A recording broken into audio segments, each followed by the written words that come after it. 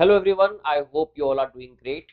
कुछ ही दिन पहले मैंने आपसे अपने व्हाट्सएप ग्रुप में पूछा था कि आप लोग क्या पढ़ना पसंद करेंगे जिससे कि आपकी इंग्लिश सेक्शन के अंदर स्कोर्स बूस्ट हो सकें। तो ज़्यादातर लोगों ने आंसर किया, लगभग 50-50% वोट्स थी कि कुछ लोग ग्रामर को प्रेफरेंस दे रहे थे कि ग्रामर के प्रैक्टिस क्वेश्चन और कॉन्सेप्ट पढ़े जाएं, और कुछ लोगों का कहना था कि वोकैबुलरी पे काम किया जाए। So what I have decided it's, हम दोनों चीज़ों पे साइमल्टेनियसली वर्क करेंगे। ग्रामर प्लस वोकैब के सेशंस पे, ये सेशंस आपको हर मंडे, वेडनेसडे और फ्राइडे आपके इस यूट्यूब चैनल पे मिलने वाले हैं, ठीक है। जिसमें हम 10 क्वेश्चन ग्रामर के, उनके साथ में उनके डीप कॉन्सेप्ट जो डिस्कस करने वाले होंगे, और साथ ही साथ 10 क्वेश्चन वोकैब के, वो भी सेंटेंसेस के थ्रू, ठीक है। एक सेंटेंस के अंदर जो वर्ड आपको गिवन होगा। तो चलिए आज के सेशन की शुरुआत करते हैं। इन वीडियोस को देखते रहिए। अगर आपने एक दफा अच्छे से इंग्लिश पढ़ रखी है या फिर आप बिल्कुल फ्रेशर भी है, तब भी आपको काफी हेल्प मिलेगी। Okay, so let us begin with the very first question. Question है सेंटेंस इंप्रूवमेंट का, ठीक है। अगले 10 सवाल यही रहेंगे सेंटेंस इंप्रूवमेंट के। इसमें आपको पता है सेंटेंस के अंदर कुछ पार्ट हाईलाइटेड होता है, बोल्ड हो सकता है, अंडरलाइंड हो सकता है।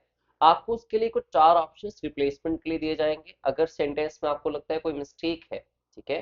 तो आप गिवन 4 ऑप्शंस में से किसी एक ऑप्शन को चेरी पिक करके अपने सेंटेंस को करेक्ट कर सकते हो ग्रामेटिकली एंड कॉन्टेक्चुअली। और अगर आपको लगता है कि सेंटेंस में कोई मिस्टेक नहीं है, तो आप no improvement is required option 5th पे जा सकते हैं, ठीक है।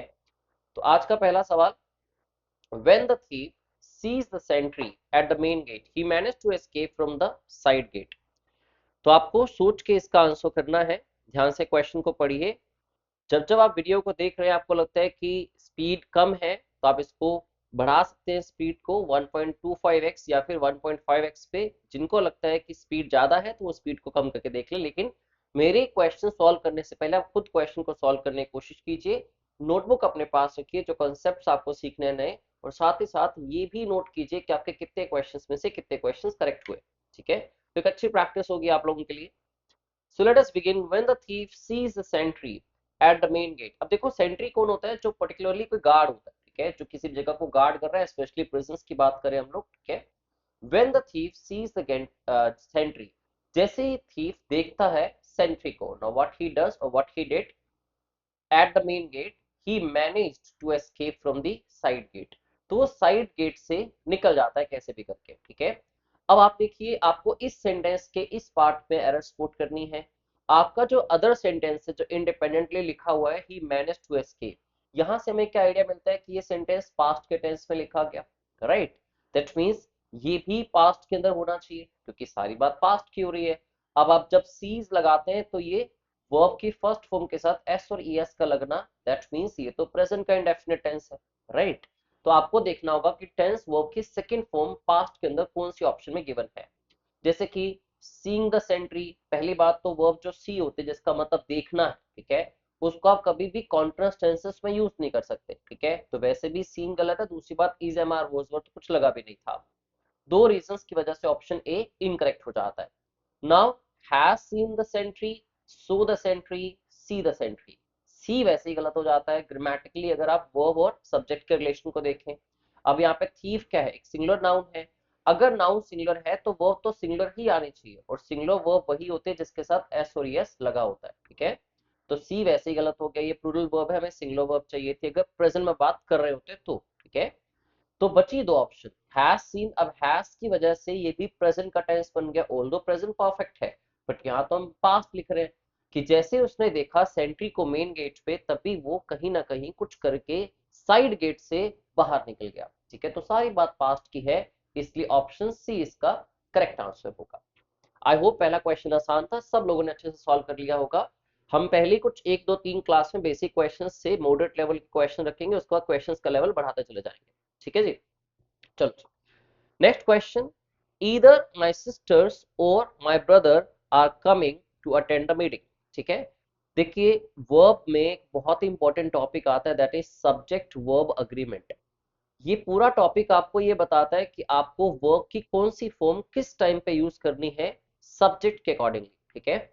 जिसमें हम लोग एक पॉइंट पढ़ते हैं कि अगर दो सब्जेक्ट्स को कंजंक्शंस लाइक ईदर और, जिन्होंने मेरे साथ इंग्लिश ग्रामर कंप्लीटली पढ़ी है उनको क्विकली याद आ गया होगा ये कॉन्सेप्ट, और कईयों ने क्वेश्चन सॉल्व भी कर लिया होगा, right. Either or, neither nor, not only but also, या फिर the last conjunction is none but. तो पॉइंट ये है जिनका पहली बार जो इस चीज को समझ रहे हैं, ठीक है। अगर आप किन्हीं भी दो सब्जेक्ट्स को, ठीक है, कनेक्ट कर लेते हैं कंजंक्शंस इनमें से चारों में से किसी भी कंजंक्शन के साथ, तो आपको ध्यान क्या रखना होगा। ये देखो, ईदर के साथ आपका जो सब्जेक्ट आएगा इसको मान लेते हैं सब्जेक्ट वन। अब और के बाद आप दूसरा सब्जेक्ट लिखोगे, दिस इज सब्जेक्ट टू। तो आपने वर्ब जब भी लगानी है वो सब्जेक्ट टू के अकॉर्डिंग लगानी है, ठीक है। सब्जेक्ट टू अगर सिंगुलर होगा तो वर्ब भी सिंगुलर होगी, अगर सब्जेक्ट टू हुआ प्लूरल तो आपकी वर्ब भी प्लूरल फॉर्म में कन्वर्ट हो जाएगी, ठीक है। तो देखते हैं क्वेश्चन क्या लिखा है। ईदर माई सिस्टर्स, ये क्या हो गया सब्जेक्ट वन सेंटेंस का। और माई ब्रदर, ये क्या हो गया सेंटेंस का subject two. My brother is what noun, singular noun. अगर नाउन सिंगुलर है तो वर्ब कैसी होनी चाहिए, सिंगुलर होनी चाहिए, ठीक है। अब आर के लिए सिंगुलर क्या होगा, इज। तो आपको वो आंसर ऑप्शन फाइंड आउट करना है जिसमें लिखा हो माई ब्रदर इज कमिंग। देखिए, माई ब्रदर कम गलत हो गया, ठीक है, टेंस भी चेंज हो गया। दूसरी बात, यहाँ कम तो वर्ब की प्लूरल फॉर्म है, सिंगुलर क्या होती है, कम्स, एस और एस वाली, ठीक है। My brother is coming option मिल गया हमें, सॉरी माई ब्रदर्स लिखा है यहाँ पे तो ऑप्शन में गलत हो गया। My brother is coming, now this is the right option. इसमें देखो ब्रदर्स लिखा हुआ, ठीक है, जबकि we are talking about only one brother singular noun, ठीक है। और ब्रदर्स के साथ फिर इज नहीं आ सकता था, right. My brother do not come, do की जगह डस होता तो आगे की बात सोचते अगर सिंगुलर होता तो, ठीक है। सो ऑप्शन क्या आ जाएगा आपका आंसर, ठीक, सी। Either my sisters or my brother is coming to attend the meeting, या तो मेरी सिस्टर्स या फिर मेरा ब्रदर आ रहा है मीटिंग को अटेंड करने के लिए। अब मान लीजिए इसी सेंटेंस को आपको नेगेटिव बनाना हो, ठीक है, तो आप सिंपली क्या करते हैं, ईदर और की जगह पे नीदर और नोर यूज कर लेते हैं, ठीक है। जैसे कि ना तो मेरी सिस्टर्स आ रही हैं जी, neither my sisters nor my brother, तब भी कॉन्सेप्ट सेम रहेगा, सब्जेक्ट टू के अकॉर्डिंग वर्ब आएगी, तो ब्रदर के अकॉर्डिंग आना तब भी इज ही है, बस सेंटेंस आपका पॉजिटिव से नेगेटिव हो गया, ठीक है। अब मान लीजिए थर्ड कंजंक्शन पे चलते हैं। क्या आपको कहना ना सिर्फ मेरी सिस्टर्स बल्कि उनके साथ साथ मेरा ब्रदर भी आ रहा है, ठीक है। तो आप क्या लिख देंगे, not only my sisters but also my brother, लेकिन फिर भी verb my brother subject to के अकॉर्डिंग इजी आएगी, ठीक है। तो इस तरह सेंटेंसेस के मीनिंग्स में चेंजेस आएंगे जब either or neither nor not only. None but का यूज क्या होता है, none but my brother is coming, तब भी क्या होगा देखो, नन इसमें सेंटेंस का सब्जेक्ट वन कंसीडर कर लिया जाता है, नन मतलब कोई और नहीं, लेकिन लेकिन आ कौन रहा है फिर, ठीक है। तो बट के बाद जो भी लिखा है that is subject two, again verb तो उसके अकॉर्डिंग ही आनी है, ठीक है। I hope you understood the concept, इसको याद रखिएगा। चार conjunctions either or neither nor not only but also and none but, जब भी इन चार कंजंक्शंस में से किसी भी कंजंक्शन को यूज करके you join two subjects of the sentence, the verb has to be used as per the second subject, okay. I hope this is clear to you. Now the next question. Police termed it as of riot on which two of their colleagues were killed and many spectators got injured। तो कह रहे कि police ने इसको ऐसे दिखाया, इस right को ऐसे दिखाया, सॉरी पुलिस ने इसको एज अ राइट दिखाया कि तो एक राइट था जिसके अंदर उनके कॉलीग्स मारे गए और बहुत सारे स्पेक्टेटर्स जो वहां पे खड़े थे देखने के लिए या फिर बैठे थे वो इंजर्ड हो गए, ठीक है। तो पुलिस ने इसको राइट दिखाया, तो पुलिस के साथ लिखा है police termed it as of riot, ठीक है। तो एज राइट होना चाहिए, राइट की तरह दिखाना किस चीज को। अब जिस राइट के अंदर कोलीग्स मारे गए तो ऑन विच राइट तो नहीं होगा, इन विच होना चाहिए, ठीक है। तो दो मिस्टेक्स आप यहाँ से फाइंड आउट कर सकते हैं। तो police termed it as a riot in which two of their, as a riot to which two of their गलत हो गया। एज इफ राइट, देखो एज इफ का मीनिंग बिल्कुल डिफरेंट होता है, यहाँ पे गलत है, मैं अभी आपको समझाता भी हूँ कि एज इफ और एज टू का मीनिंग क्या होता है, आप उसको कब लगाते हैं, ठीक है। As a riot for which, riot के लिए तो लोग नहीं मरेंगे, राइट के अंदर लोग मरेंगे, तो ऑप्शन ए आपका करेक्ट आंसर हो जाता है। Police termed it as a riot in which two of their colleagues were killed and many spectators got injured. I hope this question is clear to you. Now, let us understand what as if or as though mean. देखिए, आप as if और as तो को जब भी दो sentences के बीच में लगाते हो, ये किस लिए यूज किए जाते हैं, ये हाइपोथेटिकल कंडीशंस के लिए होते हैं। हाइपोथेटिकल कह लो मैं, चाहे मैं कह सकता हूं इसको इमेजिनरी कंडीशंस के लिए, जो सच में नहीं है, ठीक है, लेकिन आप कहते हो जैसे कि ऐसा हो। फॉर एग्जाम्पल, ही बिहेव्स, वो बिहेव कैसे करता है, एज इफ, जैसे कि, he work the owner of the property. मान लीजिए किसी भी प्रॉपर्टी के अंदर, ठीक है, किसी ने अपने ओनर ने अपनी प्रॉपर्टी के अंदर, लैंडलॉर्ड ने कुछ उस पे रेंट पे लोग बैठे हैं जो टेनेंट्स बैठे, ठीक है, तो एक पर्सन को अपॉइंट किया हुआ है कि वो जाके रेंट को लेके आए या फिर वो उस बिल्डिंग की टेक केयर करता है, ठीक है, देखभाल करता है। अब लोगों का कहना है कि वो बिहेव तो ऐसे करता है जैसे बिल्डिंग का ओनर ही वो हो। Now in reality he is not, ठीक है। तो एज इफ लगाते या एज दो लगाते आपका मीनिंग इस तरह से ड्रामेटिकली चेंज हो जाता है, और तब आपको सजेस्टेड होता है सब्जेक्ट वर्ब एग्रीमेंट के अकॉर्डिंगली कि आप इज एम आर या वॉज की जगह पे वर लगाइए जब बात इमेजिनरी या हाइपोथेटिकल है, ठीक है।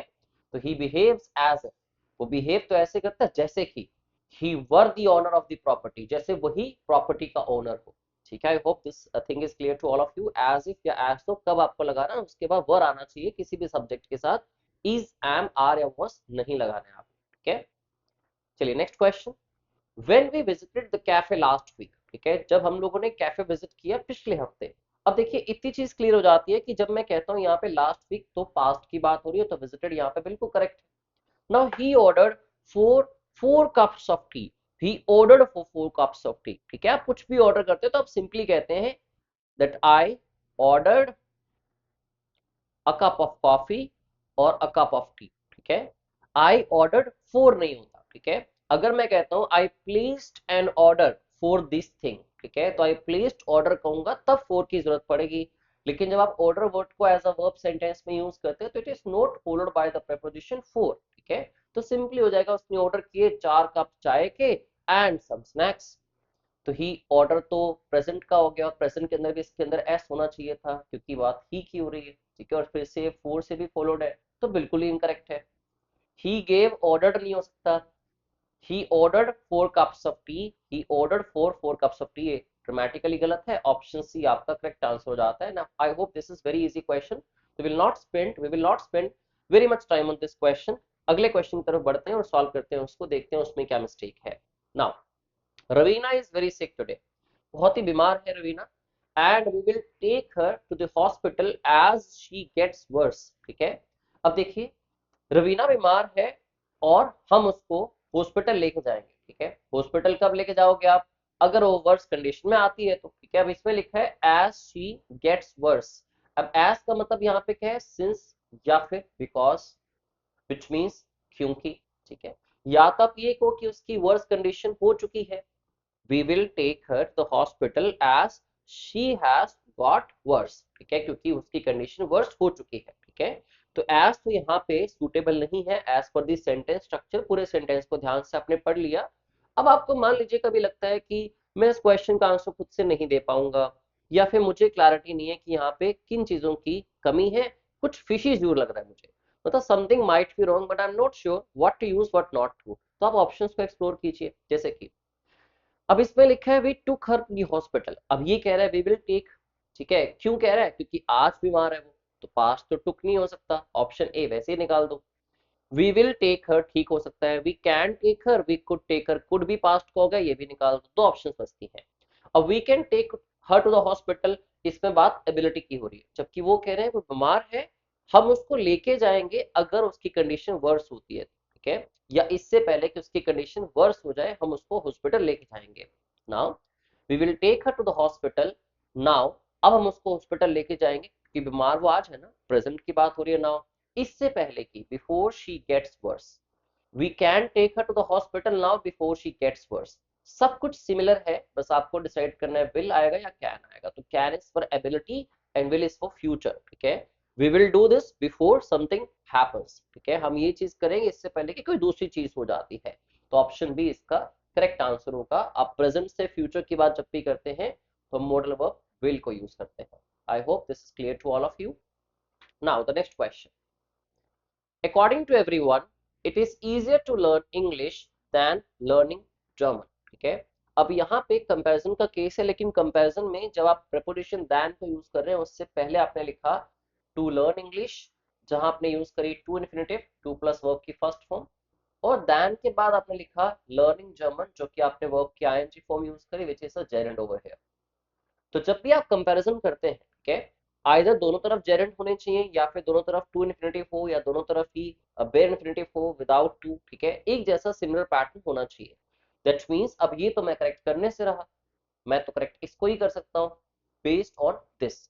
तो अगर यहाँ टू लर्न लिखा है तो मुझे यहाँ भी क्या करना चाहिए, than to learn German. Now that sentence will be grammatically and contextually sound and correct. तो हमें ऑप्शन ढूंढना है, not to learn German, than learn German, than to learn German and than learn German. तो option एक ही correct निकल के आएगा, दैट इज ऑप्शन सी। ये क्वेश्चन भी सिर्फ इसी कॉन्सेप्ट पे बेस्ड है कि जब भी आप कंपैरिजन करें, ठीक है, जैसे कि मैं अगर कहूं इट इज इजियर टू से दैन डूइंग, कि करना मुश्किल है, दैट मीन्स इजियर मतलब कहना आसान है करने से, या उल्टा करना, ठीक है, मतलब किसी भी काम को करना मुश्किल होता है, कहना आसान होता है, इट इज इजियर टू से दैन डूइंग। तो दैन डूइंग की जगह पे क्या हो जाएगा, क्योंकि यहाँ पे टू से है, दैन टू डू। तो इसी स्ट्रक्चर पे ये सेंटेंस बेस्ड है। जब भी आप दैन के साथ कंपैरिजन कर रहे हैं, वर्ब फॉर्म्स का कर रहे हैं, तो अगर लेफ्ट साइड में to plus V one to infinitive है, तो राइट साइड पे it should be the same one, ठीक है। Next question, question number 6, yes, they did not punish you for your mistakes, उन्होंने तुम्हारे मिस्टेक्स के लिए तुम्हें पनिश नहीं किया, आर दे। देखो ये क्वेश्चन कहां से आता है, ये है क्वेश्चन टैग का क्वेश्चन। नाउ क्वेश्चन टैग क्या होता है, कई बार अपनी बात कहने के साथ आप उसको कंफर्मेशन में लाना चाहते हैं, आप इंश्योर करना चाहते हैं, जैसे कि हिंदी में हम सेंटेंस बोले, वो अच्छा लग रहा है ना, वो अच्छा लग रहा है नहीं, तो जब भी हम, है ना, नहीं, इस तरह के एक्सप्रेशन यूज करते हैं अपने हिंदी सेंटेंसेस में, तो इंग्लिश में भी सेम मैनर के अंदर क्वेश्चन टैग क्रिएट किया जाता है, ठीक है। अब क्वेश्चन टैग की दो प्रॉपर्टीज का आपको खास ख्याल रखना है। जैसे इसमें लिखा है they did not punish you, are they, तो आप टेंस का फर्क देखिए कितना है।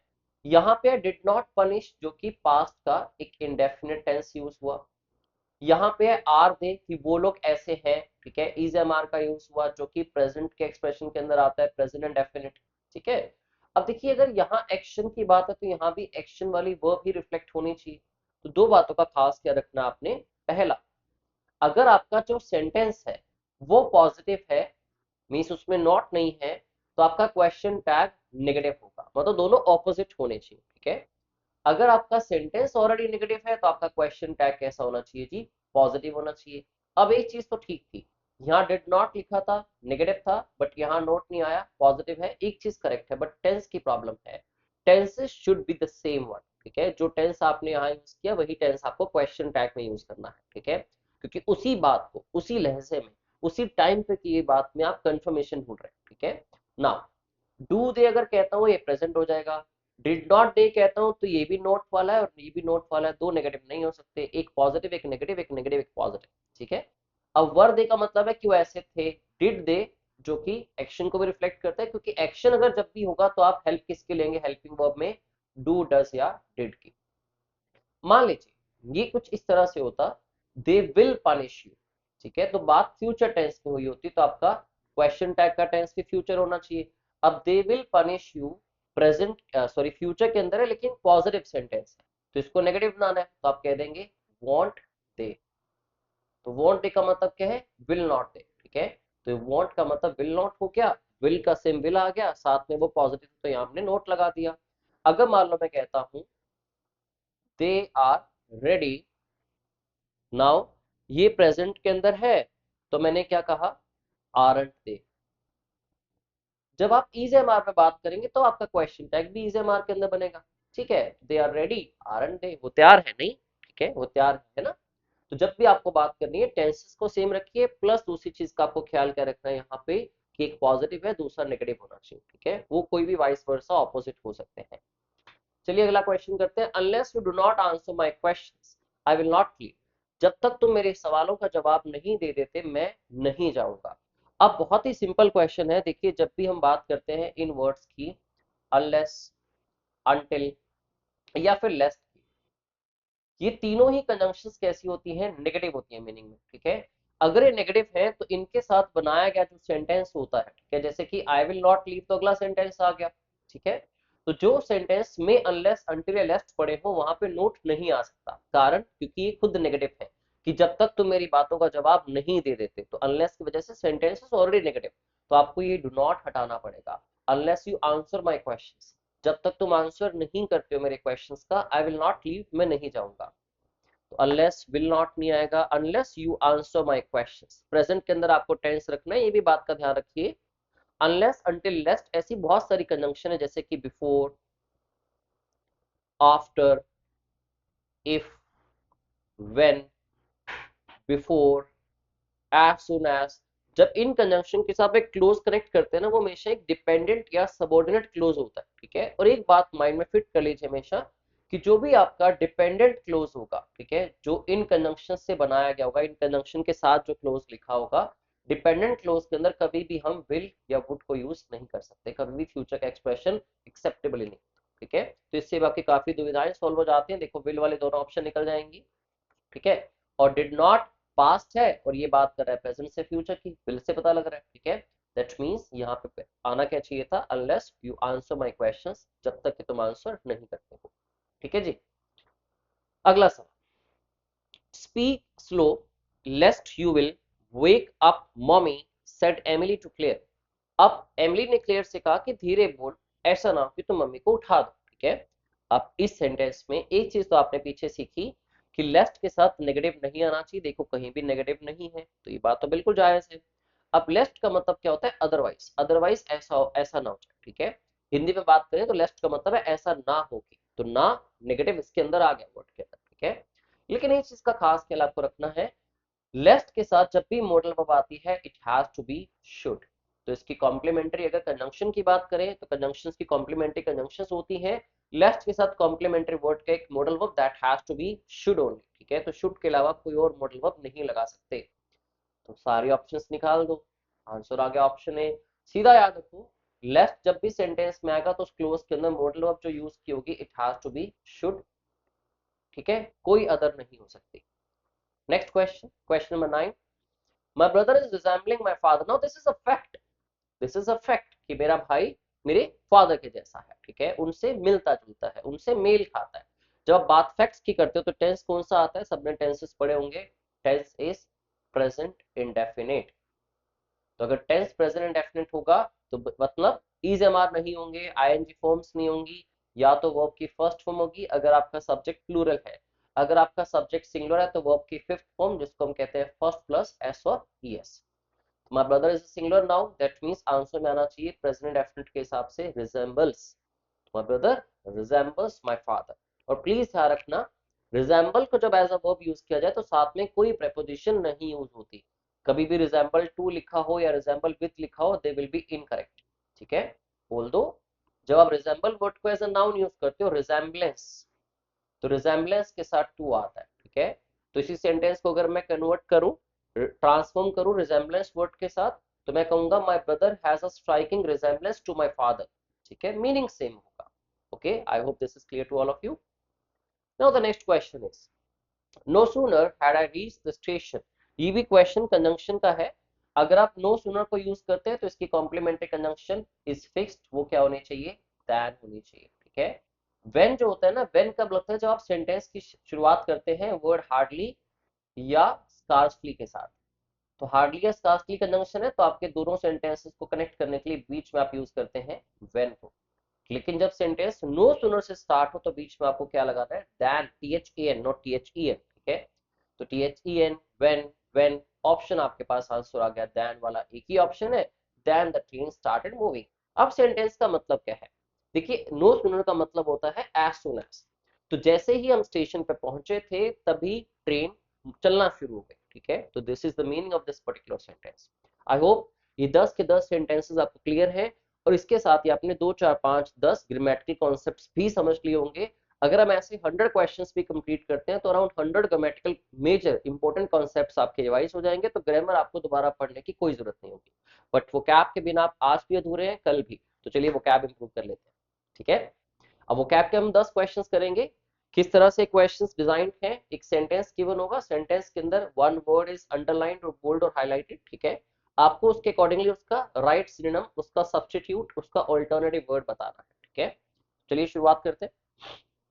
Now the first sentence, first question, we should we would better watch our step and not give him any excuse। हमें मतलब ध्यान से कदम रखना चाहिए, हमें ध्यान से चलना चाहिए और उसको चांस नहीं देना चाहिए टू harass us further, ताकि हमें फर्दर वो हरास कर सके, ठीक है।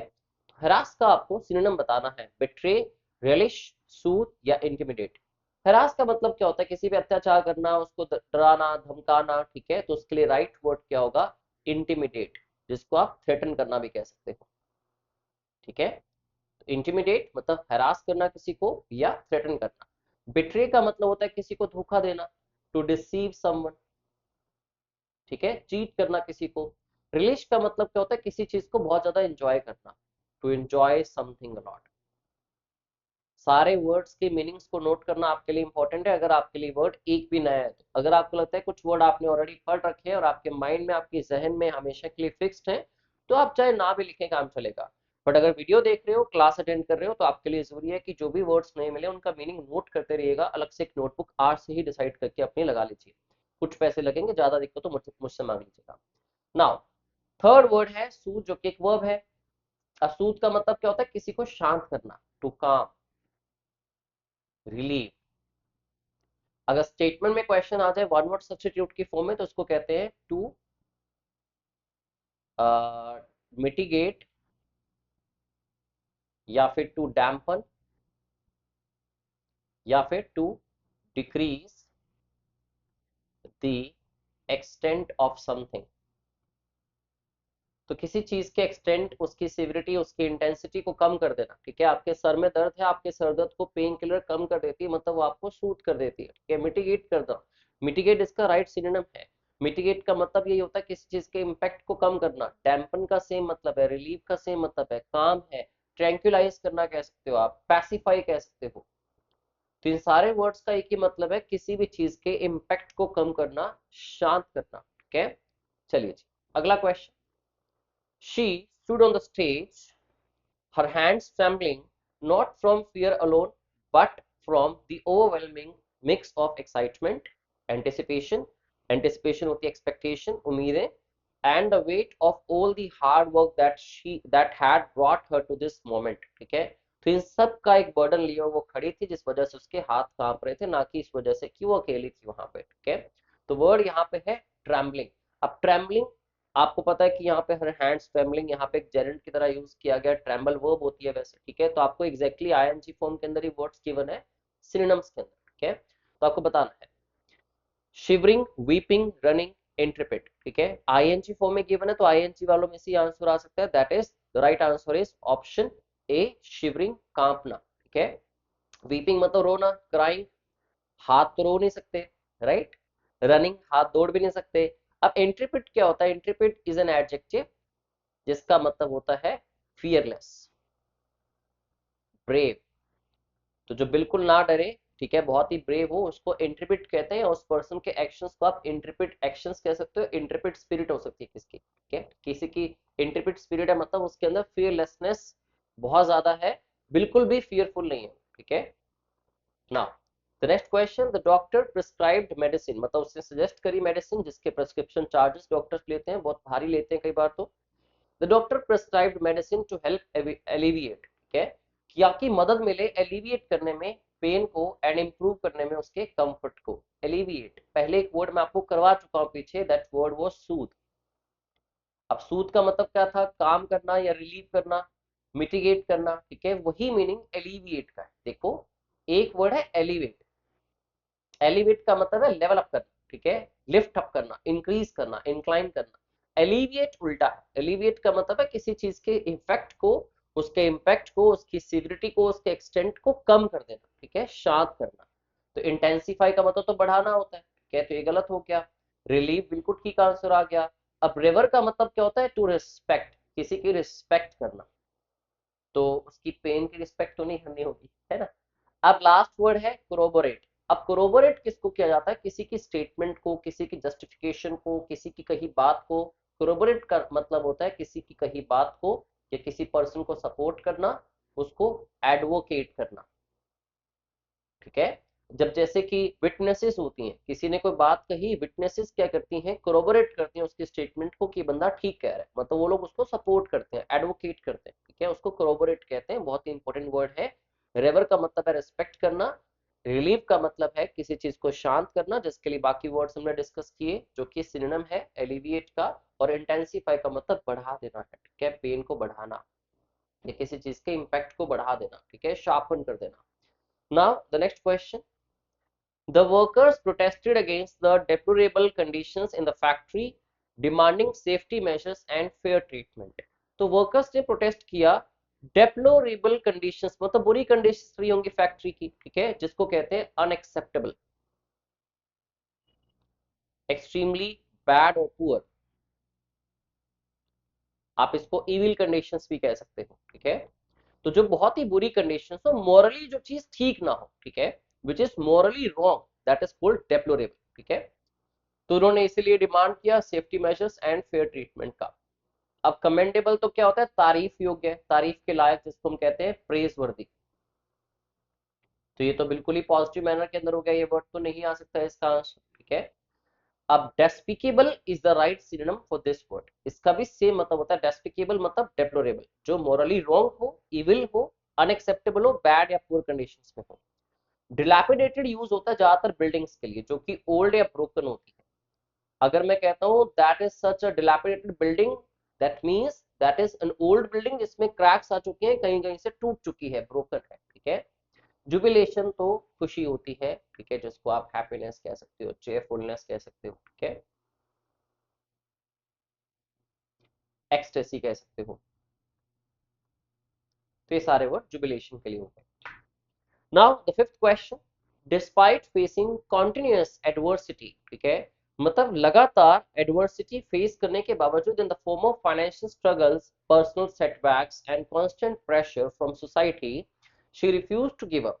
फिर भी उसने गिव अप नहीं किया, and instead used each challenge, उसकी बजाय उसने हर एक चैलेंज को यूज किया as a stepping stone toward becoming stronger and more determined then ever. ठीक, तो कितनी बढ़िया बात है, आप लोगों को भी ऐसी सीख लेनी चाहिए, कुछ लाइफ में स्ट्रगल्स आएंगे, सेटबैक्स आएंगे, बट उनसे घबरा के गिव अप नहीं करना चाहिए, ठीक है।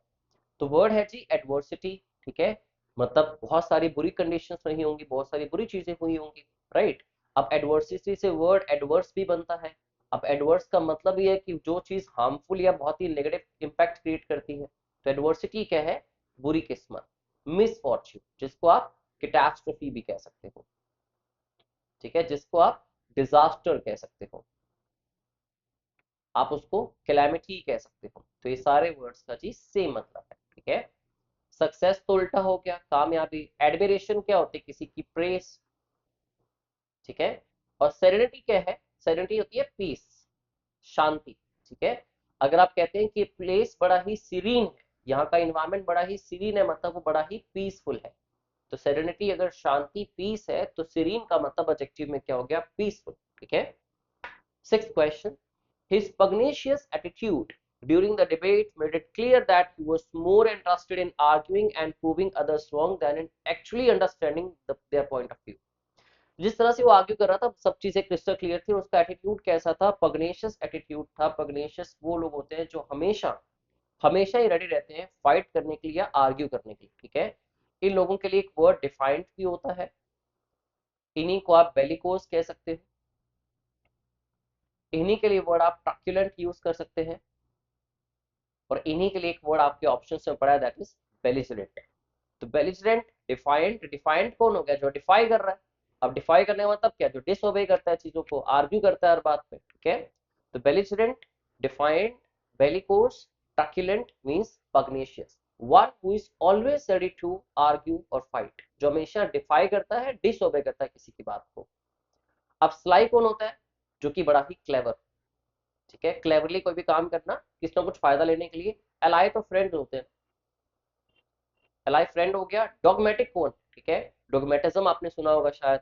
डोगमेटिक वो लोग होते हैं जो बड़े ही अथॉरिटेरियन होते हैं, ठीक है। अथॉरिटेरियन का मतलब है बड़े ही जिद्दी हैं, एडमेंट किस्म के लोग हैं ये। एडमेंट का मतलब जिद्दी होता है, ठीक है।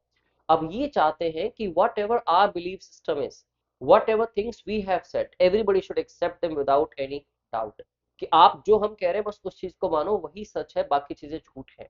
तो इस किस्म के एडमेंट लोग होते हैं जो अपना बिलीफ सिस्टम जिनका होता है, जिनके खुद के प्रिंसिपल्स हैं, और वो कहते हैं वही प्रिंसिपल्स करेक्ट है और सबको वो प्रिंसिपल्स मानने पड़ेंगे, ठीक है। तो इनको, क्योंकि अथॉरिटी दिखाते हैं, इसलिए अथॉरिटेरियन भी कहा जा सकता है, okay. Question number 7, the media these days constructs misleading, मतलब जो ट्रस्टफुल नहीं है, ठीक है, जो झूठ से भरी है, misleading narratives on politics and celebrities to increase the viewership या फिर in order to increase the viewership। तो misleading कैसा है? sincere तो trustful हो गया, ठीक है। candid का मतलब क्या होता है? बड़ा ही frank या आउटस्पोकन। कई लोगों की पर्सनैलिटी ऐसी होती है जो मुंह पे बात सीधी सीधी कह देते हैं बिना शर्माए, ठीक है, बड़े फ्रैंक बड़े आउटस्पोकन होते हैं, उनको कैंडिड कह सकते हो आप। तो इसका मिसलीडिंग का डायरेक्ट सिनोनिम क्या होगा? मेंडेशियस। मेंडेशियस मतलब अनट्रस्टफुल, ठीक है, अनट्रस्टवर्दी, फुल ऑफ लाइज, झूठ से भरा हुआ, मिसलीडिंग, ठीक है। और रैशनल क्या होता है? लॉजिकल। ये तो एक पॉजिटिव वर्ड है, ठीक है। रैशनैलिटी चेक करना मतलब उसका लॉजिक चेक करना कि वो चीज साउंड भी है कि, ठीक है। Her expertise in graphic design allowed her to transform even the simplest ideas into visually striking and professional looking creations। तो उसकी एक्सपर्टीज की वजह से किसमें? ग्राफिक डिजाइन में। तो एक्सपर्टीज का मतलब क्या होता है? आपकी बहुत ज्यादा इंटेलेक्ट होना, लेकिन आपका एक्सपीरियंस भी साथ में बहुत ऐड हो गया, विच इज कॉल्ड प्रोफिशिएंसी। तो अगर आप किसी को एक्सपर्ट बुलाते हो तो एक्सपर्ट का डायरेक्ट सिनोनिम बन सकता है एडजेक्टिव के अंदर प्रोफिशिएंट, ठीक है जी। प्रो कहते हैं ना शॉर्ट में, प्रो, प्रो मतलब प्रोफिशिएंट। क्लमजीनेस क्या होती है? ऑकवर्डनेस, ठीक है, the quality of being awkward, भद्दा होना, ठीक है। The quality of being awkward, direct synonym बन गया ऑकवर्डनेस, क्लमजीनेस। इग्नोरेंस होता है कमी किसकी? बुद्धिमत्ता की। अज्ञान जिसको कहते हैं हिंदी में, लैक ऑफ नॉलेज। तो lack of knowledge is ignorance. जैसे मैं कहूं I am extremely ignorant of the matter, ठीक है, विच मींस मुझे कुछ नहीं पता उस मैटर के बारे में, so I can not give you my inputs on that, ठीक है। लैक तो कमी हो गई, किसी भी चीज की हो सकती है, right. His eloquent speech always persuades people to work for their betterment। अब उसकी जो eloquent speech होती है हमेशा लोगों को मना लेती है, कन्विंस कर लेती है, क्योंकि persuade का मतलब कन्विंस करना होता है, to work for their betterment, कि अपनी भलाई के लिए वो काम करे। इलोक्वेंट क्या होती है? जो बहुत ही क्लियर मैनर में कही जाए, क्या बहुत ही स्मूथ हो, जिसको आप फ्लुएंट कह सकते हो, जो बड़ी साफ साफ लोगों को समझ आ सके, ठीक है। तो उसको हम वेग नहीं कहते, क्योंकि वेग तो धुंधला होता है, समथिंग दैट इज अनक्लियर। तो ये तो उसका ऑपोजिट वर्ड हो गया, एंटेनम रेडी हो गया आपका, ठीक है। अब इनआर्टिकुलेट का मतलब भी नेगेटिव हो गया, जो आर्टिकुलेट नहीं है, जबकि आर्टिकुलेट क्या होता है? जो कि क्लियर, साफ साफ समझ आए, ठीक है, बहुत ही स्मूथ मैनर के अंदर हो। आर्टिकुलेट इसका आंसर होगा। आर्टिकुलेट का ही ऑपोजिट हो जाएगा इनआर्टिकुलेट, और इलोक्वेंट का एग्जैक्ट ऑपोजिट हो सकता है वेग मतलब अनक्लियर, ठीक है। अब टर्स के बारे में सुनते हैं। टर्स का मतलब होता है कंसाइज, ठीक है। अगर आप किसी पर्सन को कहते हैं कि you are very terse, that means तुम बहुत ही कम बात करते हो। तो टर्स को आप शाय बुला सकते हैं, टैसिटर्न बोल सकते हो, टिमिड बुला सकते हो, या फिर आप लकोनिक कह सकते हैं ऐसे लोगों को, ठीक है। अगर मैं कहता हूं कि उसका तो बड़ा ही टर्स सा रिप्लाई आया, टर्स रिप्लाई आया मतलब उसने अपने रिप्लाई में बहुत ही कम वर्ड्स का यूज किया, बड़ा ही कंसाइज स्ट्रिक्ट रिप्लाई था, ठीक है। तो ये टर्स का मीनिंग हो गया। I hope this is clear to all of you. Words के मीनिंग्स जानिए, बट हम इंटरेस्टिंग वे में कर रहे हैं कि सेंटेंस के साथ थोड़ा आइडिया भी लग सके हमें, ठीक है। इससे हमारी रीडिंग एबिलिटी भी इंप्रूव होती है। The garden looked absolutely enchanting at dusk। मतलब जब सूरज ढलता है तो गार्डन बड़ा ही enchanting लगता है, with soft golden lights, blooming flowers and a gentle breeze, and that made the entire place feel almost magical। तो enchanting का मतलब क्या होता है? जो चीज आपका मन लुभा ले, ठीक है, जो आपको अपनी तरफ अट्रैक्ट कर ले, ठीक है, आपको पूरी तरह से कैप्टिवेट कर ले। तो जो चीज आपकी अटेंशन पूरी कैप्टिवेट कर ले उसको आप कैप्टिवेटिंग कह सकते हैं। जो आपको अल्योर कर ले वो अल्यूरिंग है। जो आपको ल्योर कर ले वो ल्यूरिंग है। जिसने आपको फैसिनेट कर दिया वो फैसिनेटिंग है। जिसने आपको मेस्मराइज कर लिया वो क्या है? मेस्मराइजिंग है। सबसे आसान वर्ड अट्रैक्टिव।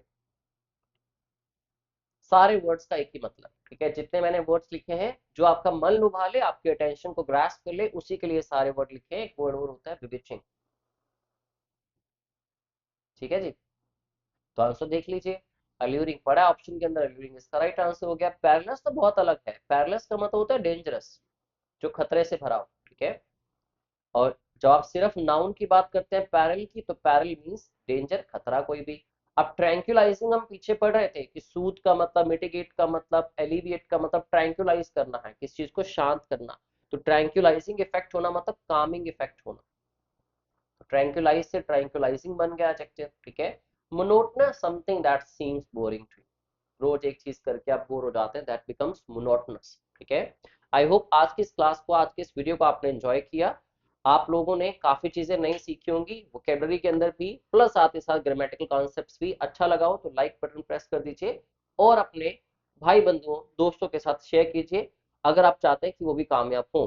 ठीक है, तो शेयर कर दीजिए, बढ़िया रहेगा। Thank you very much, have a good day, see you in the next video.